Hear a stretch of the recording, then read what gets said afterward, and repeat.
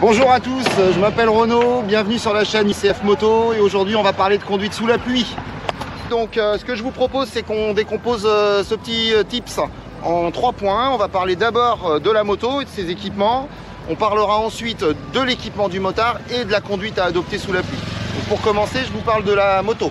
Donc l'élément important sous la pluie, on le sait, c'est les pneus. Les pneus doivent être en bon état, pas usés. Donc on va pas refaire l'histoire des témoins, même si je peux vous en montrer un vite fait. Ici, vous avez des repères. Là, il s'agit de pneus Michelin. Les repères se trouvent en face. Les témoins se trouvent en face du repère. On en a un ici au bout de mon doigt. On voit que ce pneu est en parfait état. Et j'en profite aussi pour vous dire que ce pneu, on le voit par rapport au nombre de sculptures visibles.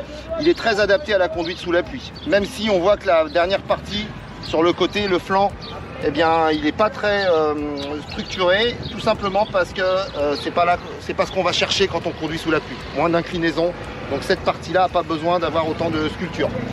Je vous passe à la moto suivante. La moto suivante, elle est équipée d'un pneu déjà à vocation un peu moins pluie. On voit que les sculptures sont moins présentes, il y en a un petit peu moins. Elles sont aussi profondes parce que le pneu est en très bon état. Par contre, beaucoup moins présentes que sur le pneu précédent. Donc ce pneu-là, il peut rouler sous la pluie, mais effectivement, avec un petit peu plus de méfiance. Et on peut finir par ce troisième pneu qui, là, on le voit bien, on est toujours sur un pneu homologué, tout à fait autorisé sur la route, mais là avec des sculptures beaucoup moins présentes. Ce pneu, il a plus une vocation sol sec et performance sur sol sec. Donc si on roule avec un pneu comme ça sur le mouillé, méfiance. Je peux vous parler aussi de l'éclairage de la moto. Sous la pluie, on a besoin d'être visible, on a besoin d'être vu. Donc assurez-vous que l'éclairage fonctionne, mais ça c'est vrai aussi quand il fait beau. Mais vérifiez l'état de votre éclairage, en plus de vérifier vos pneus. Voilà.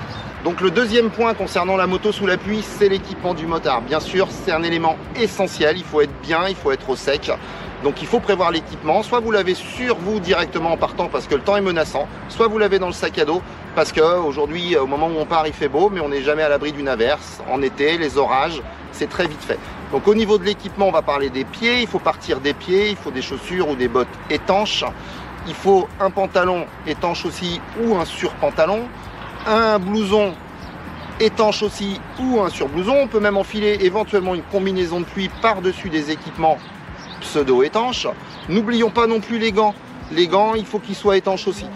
Les gants, je vous rappelle que c'est vos commandes, c'est le frein avant, c'est l'embrayage, il faut avoir de la précision. Donc je vous conseille des bons gants étanches également. Et on va finir par le casque, et peut-être l'élément essentiel, et notamment la présence possible de buée quand il pleut dans le casque. Donc pour éviter cette buée, je vous propose soit d'équiper votre casque, si ce n'est pas déjà le cas, d'un écran anti-buée, on appelle ça un pinlock. Ça s'adapte à pas mal d'écrans et de casques aujourd'hui. Maintenant, si ce n'est pas le cas, il existe aussi des produits à pulvériser. Alors c'est peut-être un petit peu moins efficace, mais ça existe. En tout cas, renseignez-vous, il existe des solutions pour éviter la buée dans le casque. Ne serait-ce que le petit filet d'air en fermant pas totalement le casque, le cas échéant. Je vous rappelle aussi que votre vue au guidon, c'est votre sécurité et qu'il ne faut surtout pas la négliger.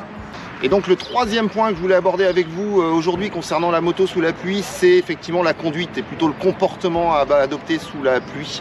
Donc je pense que les éléments essentiels dont il faut se souvenir, c'est l'adaptation de la vitesse. Je pense que le premier élément, c'est de savoir réduire sa vitesse en fonction de l'adhérence, en fonction de la visibilité, parce que la pluie réduit l'adhérence, mais aussi la visibilité. Se méfier de tous les endroits piégeux.